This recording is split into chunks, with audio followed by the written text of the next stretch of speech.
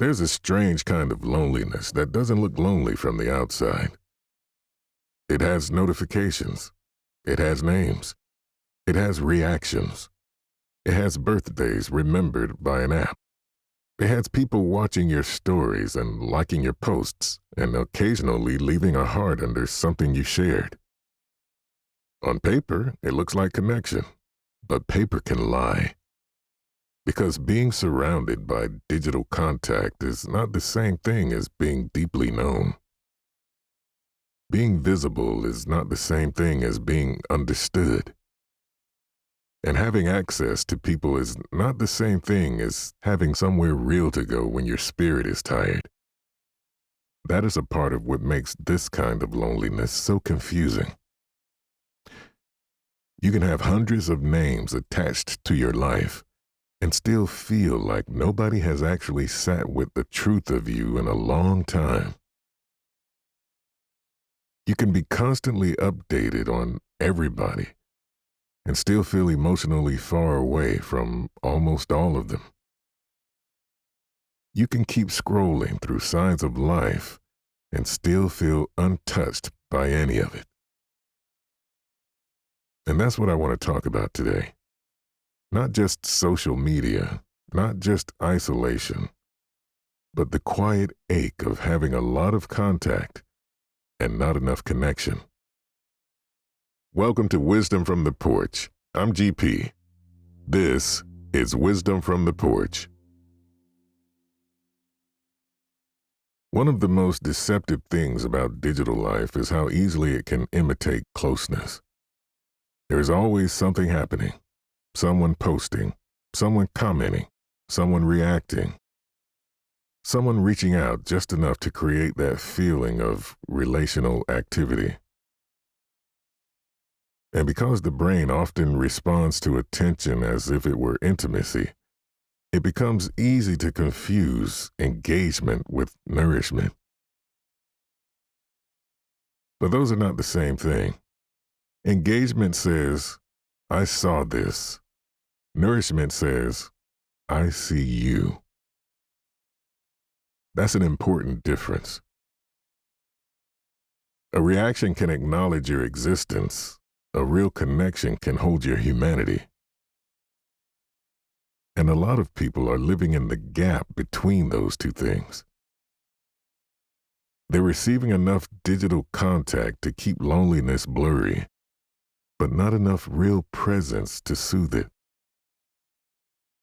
So the ache never quite becomes obvious enough to name, yet never quiet enough to ignore.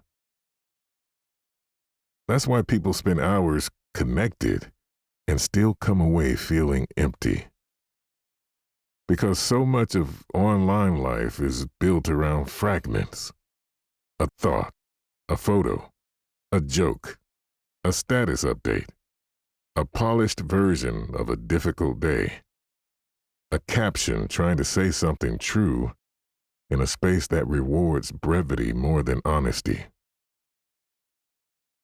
And while those fragments can be meaningful, they're still fragments.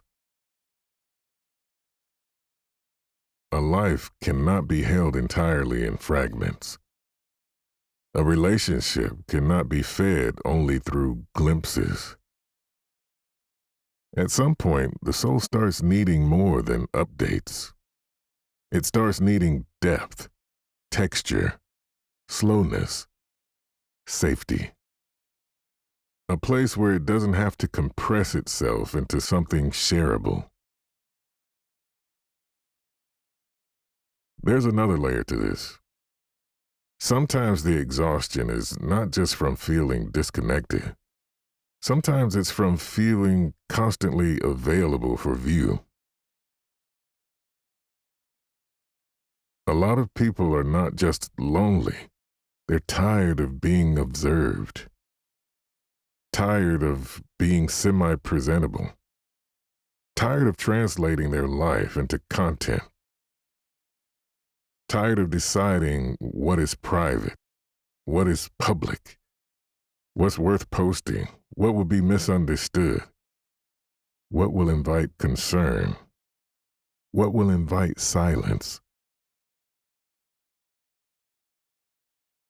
Even when nobody explicitly demands that performance, the culture often does. It teaches people to maintain presence, to stay current, stay legible, to keep signaling that they're here, they are fine, they're interesting, they are growing, they're grateful, they are still in motion. And that can create a very particular kind of depletion. Because when so much energy goes into being perceivable, very little may be left for being known. Being known requires something different. It requires risk. It requires slowness. It requires enough trust for the polished version of the self to step aside. And that kind of trust is harder to build in spaces designed for speed, impression, and reaction. So people adapt. They become fluent in presence while starving for intimacy. They become easy to reach and hard to truly touch. They become surrounded by signs of attention while quietly wondering why they still feel emotionally unfed. That's not a character flaw. That's what happens when a culture becomes rich in access and poor in depth.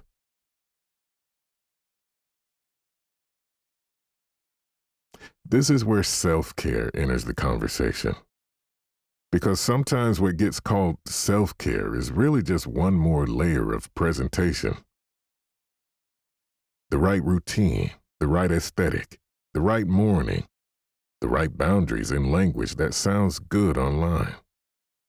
The right stillness, the right candle, the right tea, the right image of someone taking care of themselves in a way that can be recognized and approved. But real self-care is not always photogenic. Sometimes it looks like admitting you don't feel close to anyone right now. Sometimes it looks like letting the phone stay face down for a while because your nervous system is tired of being reachable. Sometimes it looks like chasing one honest conversation over 100 passive interactions. Sometimes it looks like grieving the fact that visibility has not given you the belonging you hoped it would. That's care too. Actually, that may be the deeper kind, because the point of self-care is not to look well tended. It's to become more truthfully tended. A person can do a lot of things that look restorative while still staying emotionally malnourished. You can consume comfort and still be lonely. You can optimize your routine and still ache for real companionship. You can protect your time and still long for someone who knows how to sit with you without needing a vision of you that's easier to digest. So maybe the question is not, what does self-care look like? Maybe the better question is, what actually helps me feel less alone in my own life? That question cuts deeper because it moves past image and gets to the need. Real connection usually asks for fewer performances and more courage.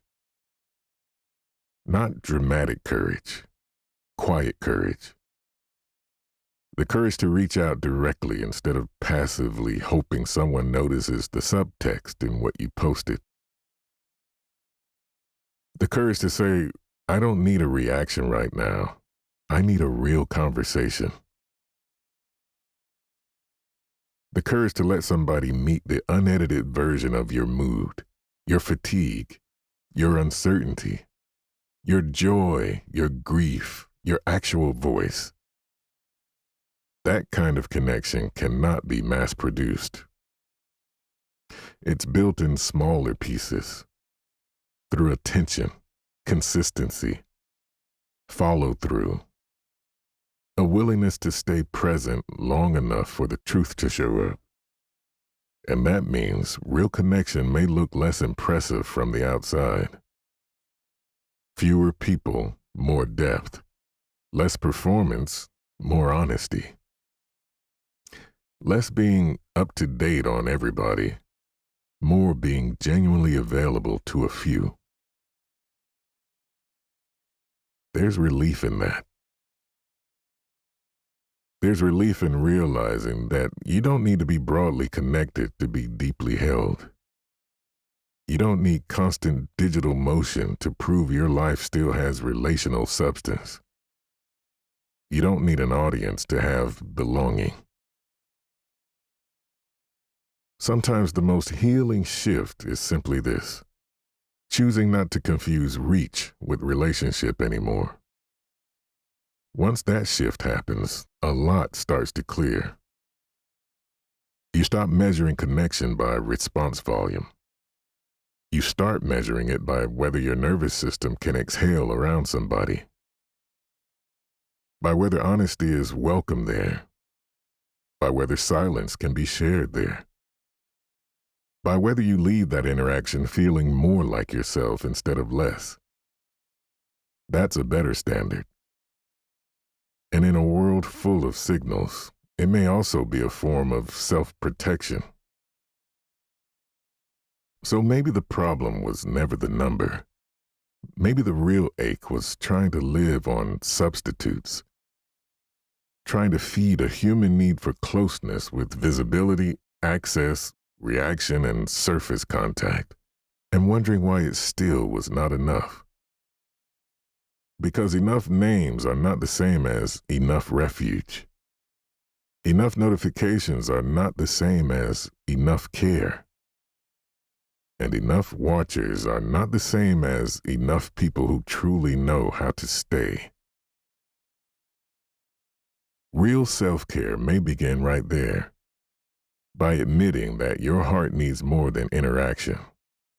It needs sincerity. It needs depth. It needs real places to land. If this episode gave you something to sit with, subscribe to the channel. Leave a comment with one thing that helps you feel genuinely connected in a world full of noise, and share this with someone who may be feeling surrounded and still alone. Take care of yourself and make room for what's real. This episode was designed to help you tell the difference between visibility and connection, and guide you back to the kind of care that actually nourishes your life. And as always, thank you to Cloud Microphones for supporting these conversations.